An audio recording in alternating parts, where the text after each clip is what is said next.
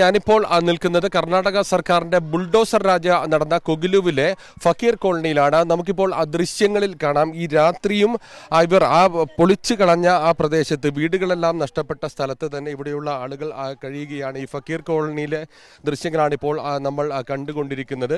ചെറിയ കുട്ടികളും അതോടൊപ്പം തന്നെ പ്രായമായവരും എല്ലാം തന്നെ ഇവിടെ ഇപ്പോഴും കഴിയുന്നു. നമുക്ക് ഈ ദൃശ്യങ്ങളിൽ കാണാം. ഈ കഴിഞ്ഞ ദിവസം ഡിസംബർ 20 ഇവിടെ നടന്ന ബുൾഡോസർ രാജിന്റെ ഭീകരമായ ദൃശ്യങ്ങളാണ് ഇപ്പോൾ കാണുന്നത്. വീടിന്റെ അവശിഷ്ടങ്ങൾ, തകർന്നു കിടക്കുന്ന വീടിന്റെ അവശിഷ്ടങ്ങൾക്ക് മുകളിൽ തന്നെയാണ് ഇവർ ഇപ്പോഴും എല്ലാവരും താമസിച്ച് കൊണ്ടിരിക്കുന്നത്. നമുക്ക് പ്രായമായവരെ കാണാം. ഭക്ഷണം ബംഗളൂരു നഗരത്തിൽ പ്രത്യേകിച്ച് ഈ സമയത്ത് തണുപ്പ് തുടങ്ങുന്ന സമയമാണ്. ഇപ്പോൾ തണുപ്പ് ഏതാണ്ട് ഒരു 20 ഡിഗ്രി സെൽഷ്യസ് ആണ് ഇപ്പോൾ നിലവിലുള്ള താപനില. ഈ തണുപ്പിലും ഇവിടെ ചൂട് കാഞ്ഞുമെല്ലാം തന്നെ അവരിവിടെ കഴിയുന്നു. നമുക്ക് ഈ ദൃശ്യങ്ങളിൽ കാണാം. ചെറിയ കുട്ടികളടക്കം വളരെ വൃത്തിഹീനമായ അന്തരീക്ഷത്തിൽ ഇപ്പോഴും ഇവിടെ കഴിയുകയാണ്. 10 ദിവസം മുമ്പാണ് ബുൾഡോസർ രാജ് ഈ കർണാടകയിലെ ഈ ഫക്കീർ കോളനിയിലും തൊട്ടടുത്തുള്ള വസീം ലേഔട്ടിലും നടന്നത്. ഈ ദൃശ്യങ്ങൾ നോക്കൂ. താർപോളിൻ വലിച്ചു കെട്ടിയ സ്ഥലത്ത്, അവരുടെ വീടുണ്ടായിരുന്ന സ്ഥലത്ത് അവരിപ്പോൾ ഈ രാത്രി ഇപ്പോഴും ഇവിടെ കഴിയുകയാണ്. ചെറിയ കുട്ടികൾ, പ്രായമായവർ എല്ലാം തന്നെ ഇതാ ചുറ്റും ചെറിയ തീയൊക്കെ ഇട്ട് ഈ തണുപ്പ് മാറ്റുന്നതിന് വേണ്ടിയുള്ള ഒരു അന്തരീക്ഷത്തിൽ നിൽക്കുകയാണ്. ഇവരുടെ ജീവിതമാകെ തന്നെ തകർന്നു പോയ ഒരു സാഹചര്യമാണ്. ഇവരുടെ സ്വന്തമായിരുന്നതെല്ലാം നഷ്ടപ്പെട്ടു പോയ ഒരു സാഹചര്യമാണ്. ഇത് ഫക്കീർ കോളനിയിൽ നിന്നുള്ള കാഴ്ചകളാണ് കാണുന്നത്. തൊട്ടപ്പുറത്താണ് വസീം ലേഔട്ട്. ആകെ ഔദ്യോഗികമായ കണക്കുകൾ പ്രകാരം, NGO ഉൾപ്പെടെ ശേഖരിച്ച വിവരങ്ങൾ പ്രകാരം 170ഓളം കുടുംബങ്ങൾക്കാണ് ഇങ്ങനെ ഈ ബുൾഡോസർ രാജിൽ അവരുടെ ജീവിതവും സ്വന്തമായിരുന്നതെല്ലാം നഷ്ടപ്പെട്ടത്. രേഖകളില്ലാത്ത മനുഷ്യരായി അവർ മാറുകയാണ്. പൂർണ്ണമായും സർക്കാരിൻ്റെ ഒരു ബുൾഡോസർ രാജ്യം നടപ്പിലാക്കുന്നതിലൂടെ വലിയ ദുരിതത്തിലേക്ക് തള്ളി വീണ മനുഷ്യരാണ്.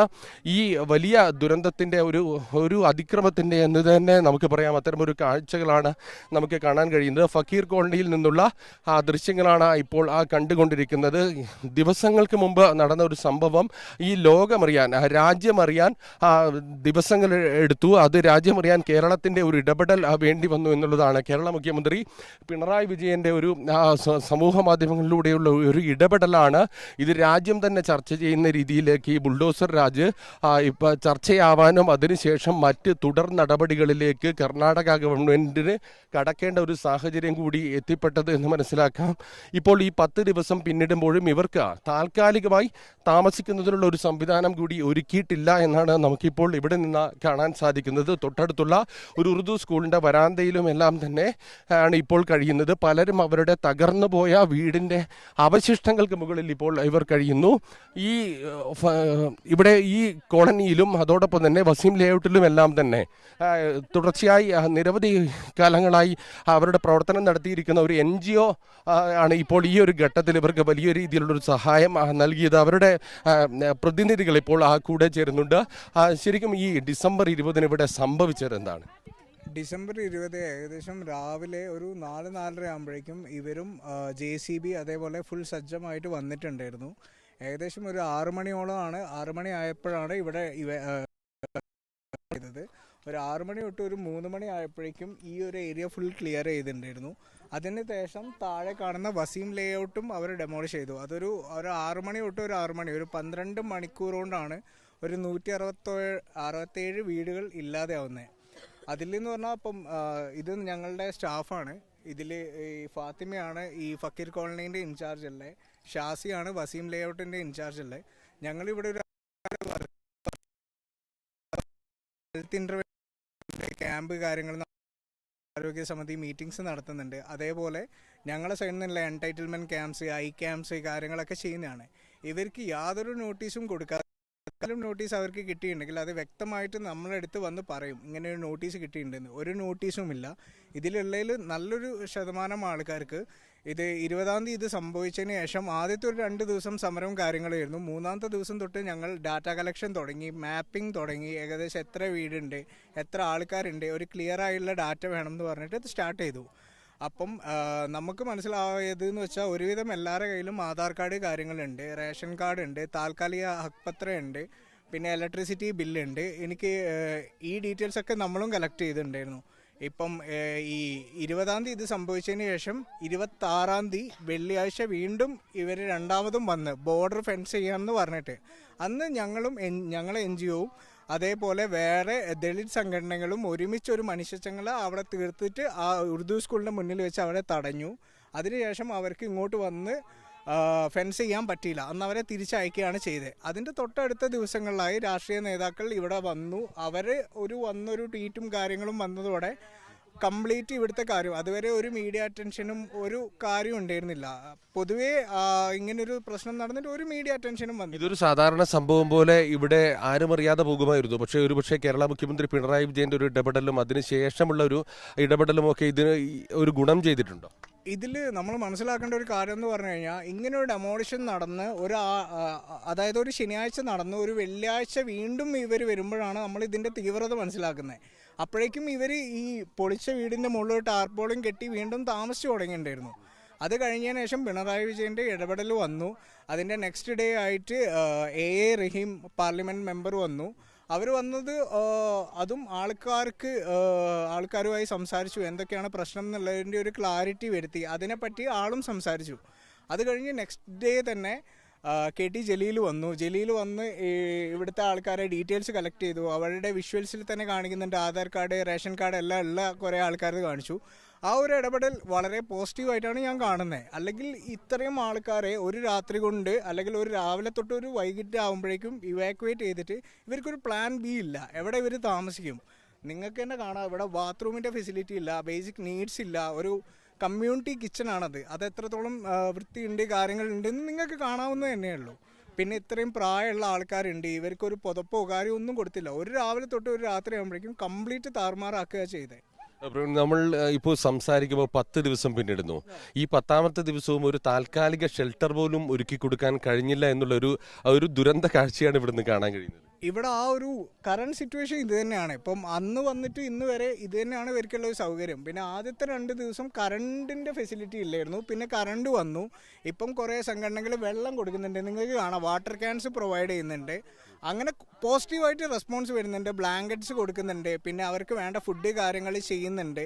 അതൊരു നല്ലൊരു ഇൻട്രാക്ഷൻ ആണ്. ഒരു മീഡിയ അറ്റൻഷൻ കിട്ടിയതിന് ശേഷമാണ് ഈ മാറ്റങ്ങളൊക്കെ. അത് സംഘടനകളുടെ കാര്യം ഞാൻ ചോദിക്കുന്നത്, സർക്കാർ തലത്തിൽ ഈ അവസാന നിമിഷമല്ലേ ഇപ്പോൾ അവർക്കൊരു പുനരധിവാസം പോലും ആലോചനയിലേക്ക് വന്നത്? ഇതൊരു ഇഷ്യൂ ആയതിനു ശേഷമാണ് എനിക്ക് തോന്നുന്നത് കർണാടക സർക്കാരും ഇടപെടാൻ തുടങ്ങി. അവരെ സൈഡിൽ നിന്ന് ഇന്ന് രാവിലെ ഞങ്ങൾ ഏകദേശം ഒരു 7 മണി തൊട്ട് ഞങ്ങളുടെ ടീം ഫീൽഡിലുണ്ട്.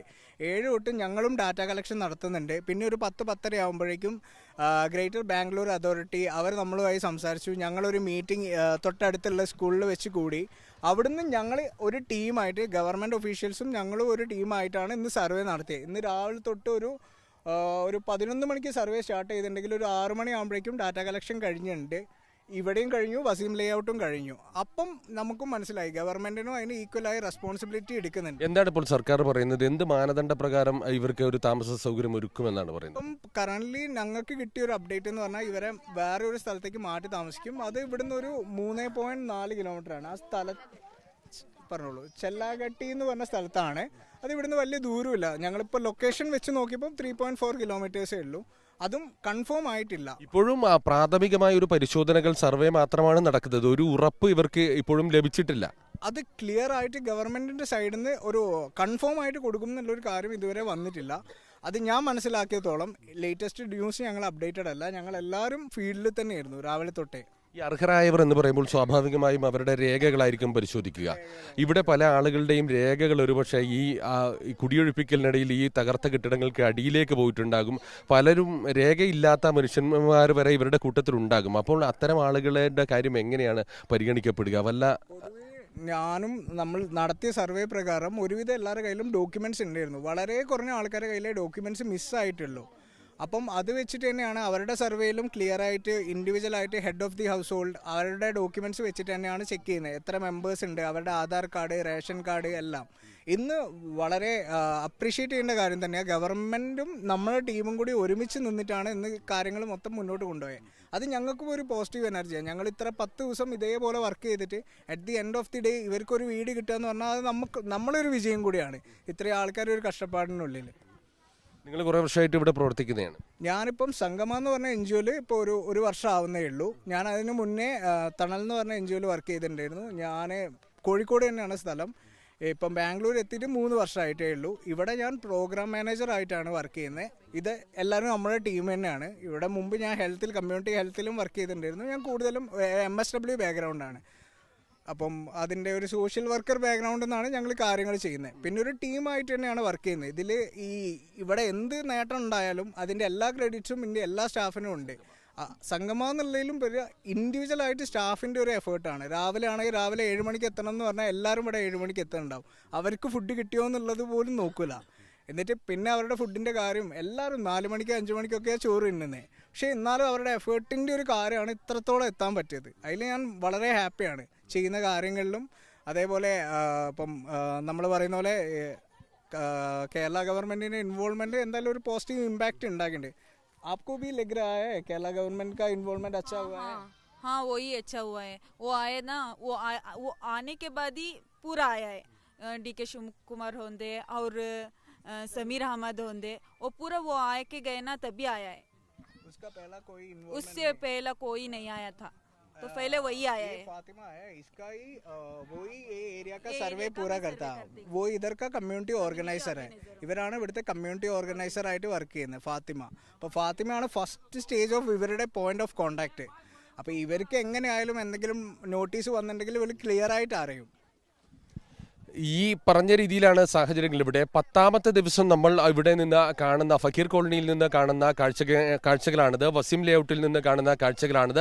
ഏറ്റവും വളരെ പ്രധാനപ്പെട്ട കാര്യം എല്ലാവരും എടുത്തു പറയുന്നത് കേരള മുഖ്യമന്ത്രി പിണറായി വിജയന്റെ ഒരു ഇടപെടലാണ് ഈ സംഭവം പുറം ലോകം അറിയുന്നതിനും ഇത്തരത്തിൽ ഏറ്റവും ഒടുവിൽ കർണാടക സർക്കാരിന് ഇവർക്ക് അനുകൂലമായ രീതിയിൽ പുനരധിവാസം ഒരുക്കുമെന്ന തരത്തിലുള്ള ഇടപെടൽ വരുന്നതിന് കാരണമായത് എന്നത് എല്ലാവരും ഉറപ്പിച്ചു പറയുന്ന ഒരു കാര്യമാണ്. അല്ലെങ്കിൽ ഒരു പക്ഷേ ഇത്രയും മനുഷ്യർ, കുടിയൊഴിക്കപ്പെട്ടുപോയ മനുഷ്യർ വിസ്മൃതിയിലേക്ക് പോവുകയോ അല്ലെങ്കിൽ മറ്റേതെങ്കിലും സ്ഥലങ്ങളിലേക്ക് ചിതറിപ്പോവുകയോ ചെയ്യുന്ന ഒരു സാഹചര്യം ഉണ്ടാകുമായിരുന്നു. ഇപ്പോൾ സർവേ നടപടികളാണ് ഇവിടെ നടന്നുകൊണ്ടിരിക്കുന്നത്. നമുക്ക് കാണാം മസിദ, ഈ പ്രദേശത്ത് ഇപ്പോഴും അവർക്കൊരു താൽക്കാലിക ഷെൽട്ടർ സംവിധാനം പോലും ഒരുക്കാൻ കഴിഞ്ഞിട്ടില്ല എന്നുള്ളതാണ്. തകർന്നുപോയ കെട്ടിടങ്ങളുടെ അവശിഷ്ടങ്ങൾക്കിടയിൽ ചെറിയ ടാർപോളിൻ വലിച്ചു കെട്ടി അതിനകത്താണ് കുട്ടികളും പ്രായമായ മനുഷ്യന്മാരും എല്ലാം തന്നെ കഴിയുന്നത്. വളരെ വൃത്തിഹീനമായ സാഹചര്യം, ഒരുപക്ഷെ പകർച്ചവ്യാധികളടക്കം വരാനുള്ള ഒരു രീതിയിലേക്കുള്ള ഒരു സാഹചര്യമാണ് ഇവിടെ നിലനിൽക്കുന്നത്. സന്നദ്ധ സംഘടനകളുടെയും നേരത്തെ സൂചിപ്പിച്ച സംഗമ NGO അത്തരം ആളുകൾ നൽകുന്ന സഹായമാണ് ഇപ്പോൾ ഇവർക്ക് ഭക്ഷണത്തിനും അതോടൊപ്പം തന്നെ മറ്റ് ആരോഗ്യ പരിശോധനകൾക്കും ഉൾപ്പെടെ ലഭിക്കുന്നത്. ഏതായാലും ഇപ്പോൾ ഏറ്റവും വലിയ സമ്മർദ്ദങ്ങൾക്കൊടുവിൽ കേരളം നടത്തിയ ഒരു ഇടപെടലിനൊടുവിൽ കർണാടക സർക്കാർ പുനരധിവാസം കഴിഞ്ഞ ദിവസം പ്രഖ്യാപിച്ചു. പുനരധിവാസവുമായി ബന്ധപ്പെട്ട കാര്യങ്ങളും ഒരുപാട് ചോദ്യങ്ങൾ ഇപ്പോൾ ഇവിടെ അവശേഷിക്കുന്നുണ്ട്. ഏത് രീതിയിലാണ്, ആർക്കാണ് ഈ ഭവനം ലഭിക്കുക? ബപ്പനഹള്ളിയിൽ ഒരു രാജീവ് ഗാന്ധി ഭവന പദ്ധതിയുടെ ഭാഗമായി ഇവർക്ക് വീടുകൾ നൽകുമെന്നാണ് പറഞ്ഞത്. കഴിഞ്ഞ ദിവസം പറയുന്നത് 5 ലക്ഷം രൂപ അടക്കുന്നവർക്ക് വീട് നൽകുമെന്നാണ് പറഞ്ഞത്. എന്നാൽ ഇന്ന് ആ തീരുമാനം മാറ്റി, കൂടുതൽ പ്രതിഷേധം ഉയർന്നു വരുന്ന സാഹചര്യത്തിൽ ആ തീരുമാനം മാറ്റിയെന്നുൾപ്പെടെ പറയുന്നു. പക്ഷേ ഒരു അവ്യക്തത ഇപ്പോഴും നിലനിൽക്കുന്നു. സർവേ നടപടികളാണ് ഇപ്പോൾ ഉദ്യോഗസ്ഥർ ഉൾപ്പെടെ നടത്തിക്കൊണ്ടിരിക്കുന്നത്. ഔദ്യോഗികമായ ഒരു കണക്ക് പ്രകാരം 170ഓളം പേരാണ് ഇവിടെ വീട് നഷ്ടപ്പെട്ട ആളുകളുള്ളത്. 1000ഓളം പേർ കുട്ടികളും പ്രായമായ ആളുകളുമെല്ലാം തന്നെ ഇവർക്കൊപ്പമുണ്ട്. ഇവർക്കൊരു താൽക്കാലിക ഷെൽട്ടർ സംവിധാനം പോലും ഇല്ലാതെ ഇപ്പോഴും ഇവിടെ കഴിയുന്നു. ഈ സർവേ നടപടികൾക്ക് ശേഷം ഏത് രീതിയിലാണ് ഇവർക്ക് പുനരധിവാസം നൽകുന്നത് എന്നുൾപ്പെടെയുള്ള കാര്യത്തിൽ ഒരു ഉറപ്പും ഇതുവരെ ലഭിച്ചിട്ടില്ല. ഇപ്പോൾ കഴിഞ്ഞ ദിവസം DK ശിവകുമാറും അതോടൊപ്പം തന്നെ മുഖ്യമന്ത്രി സിദ്ധരാമയ്യയും എല്ലാം പറഞ്ഞ കാര്യങ്ങളല്ലാതെ അതിനപ്പുറത്ത് ഒരു ഉറപ്പ് ലഭിച്ചിട്ടില്ല. രേഖകൾ പരിശോധിച്ച് നടപടികൾ എടുക്കുമെന്ന് പറയുന്നു. ഏത് രീതിയിലാണ് രേഖകൾ പരിശോധിക്കുക, അർഹരായവരെ കണ്ടെത്തുന്നത് ഏത് രീതിയിലാണ് എന്നുൾപ്പെടെയുള്ള കാര്യങ്ങളിൽ ഇപ്പോഴും ഒരു വ്യക്തത കുറവുണ്ട്. ഏതായാലും ഈ വസീം ലേഔട്ടിലെയും ഫക്കീർ കോളനിയിലെയും ജനങ്ങൾ, ഒരു ബുൾഡോസർ രാജനിരയായ ജനങ്ങളുടെ ദുരിത ജീവിതം രാജ്യത്തിന് മുന്നിലേക്ക് കൊണ്ടുവരുന്നതിന് കേരളം നടത്തിയ ഒരു ഇടപെടൽ, കേരള മുഖ്യമന്ത്രി ഉൾപ്പെടെ നടത്തിയ ഒരു ഇടപെടൽ കാരണമായിട്ടുണ്ട് എന്നുള്ളതാണ് നമുക്കിപ്പോൾ ഇവിടെ നിൽക്കുമ്പോൾ ഈ സാഹചര്യത്തിൽ ഉറപ്പിച്ച് പറയാൻ കഴിയുന്നത്.